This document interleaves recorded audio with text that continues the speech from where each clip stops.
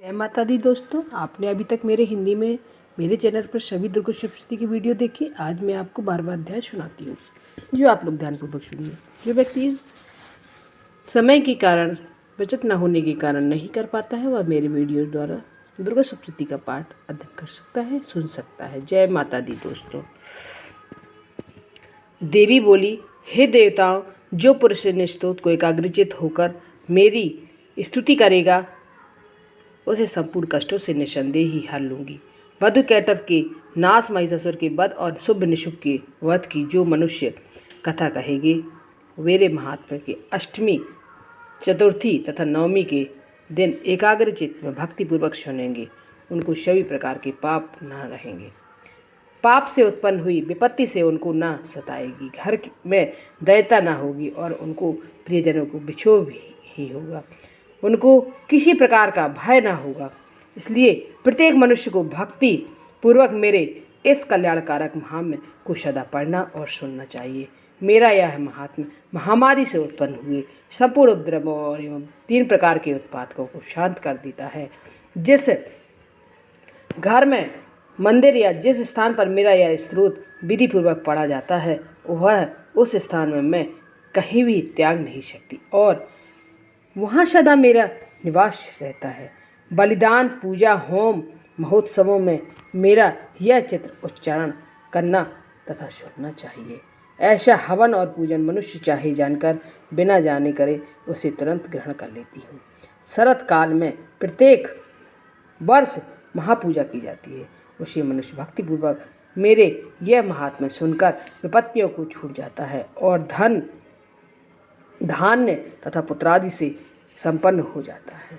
मेरे इस महात्म्य कथाओं को इत्यादि को सुनकर मनुष्य युद्ध में निर्भय हो जाता है और महात्म्य के श्रवण करने वाले के शत्रु नष्ट हो जाते हैं तथा कल्याण की प्राप्ति होती है। उनका कुल आनंदित हो जाता है और सब कष्ट शांत हो जाते हैं तथा भयंकर स्वप्न दिखाई देने तथा घरेलू दुख इत्यादि सब मिट जाते हैं। बाल ग्रहों से ग्रसित बालकों के लिए में यह महात्म्य परम शांति देने वाला है। मनुष्यों में फूट पड़ने पर यह भली भांति मित्रता करवाने वाला है। मेरा यह महात्म्य मनुष्यों को मेरी जैसी सामर्थ्य की प्राप्ति करवाने वाला है।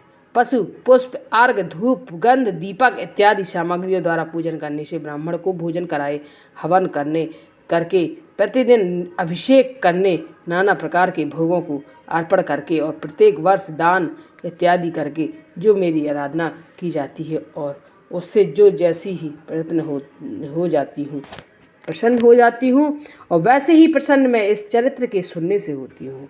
यह महात्म्य श्रवण करने पर पापों को हर लेता है तथा आरोग्य प्रदान करता है। मेरे दुर्भाग्य भाव और कीर्तन दुष्ट प्राणियों की रक्षा करने वाला है। युद्ध में दुष्ट दैत्यों का संहार करने वाला है। इसके सुनने से मनुष्य को शत्रुओं का भय नहीं होता है। और देवताओं को तुमने जो स्तुति की है अथवा ब्रह्मा जी ने जो मेरी स्तुति की है, वह मनुष्यों को कल्याणकारी बुद्धि प्रदान करने वाली है। वन में, शून्य मार्ग में अथवा दावानल से घिर जाने पर, वन में चारों ओर घिरा हुआ, शत्रुओं को द्वारा पकड़ा हुआ, जंगल में है, सिंहों से, व्याघ्रों से, जंगली हथियारों, हाथियों तथा पीछा किया हुआ है। राजा के क्रोध हो जाने पर, मारे जाने के भय से, समुद्र में नाव से डगमगाने पर, भयंकर युद्ध में फंसकर होने पर, किसी भी प्रकार की पीड़ा से पीड़ित होकर बाधाओं से दुखी हुआ मनुष्य मेरे इस चरित्र को स्मरण करने से संकट से मुक्त हो जाता है और प्रभाव में सिंह, चोर, शत्रु इत्यादि दूर भाग जाते हैं और पास नहीं आते। महर्षि ने कहा, प्रचंड पराक्रम वाली भगवती चंडी के या कहने से पश्चात सब देवताओं को देखते ही देखते अंतर्ध्यान हो गई। संपूर्ण देवता अपने शत्रुओं को मारे जाने के पहले ही इस यज्ञ भाग का उपभोग करने लगे। उनको अपने अधिकार फिर से प्राप्त हो गए और युद्ध में देवताओं को, शत्रुओं को, शुभ निशुभ की देवी के हाथों में मारे जाने वाली बचे हुए राक्षस पाताल को चले गए। राजा ने इस प्रकार भगवती अंबिका नित्य होती हुई भी बार बार प्रकट होकर इस जगत पर पालन करती है और इसको मोहित करती है, जन्म देती है और प्रार्थना करने में समृद्धि प्रदान करती है। हे राजन, भगवती की महाप्रलय के समय महामारी का रूप धारण करती है और वही संपूर्ण ब्रह्मांड में व्याप्त है।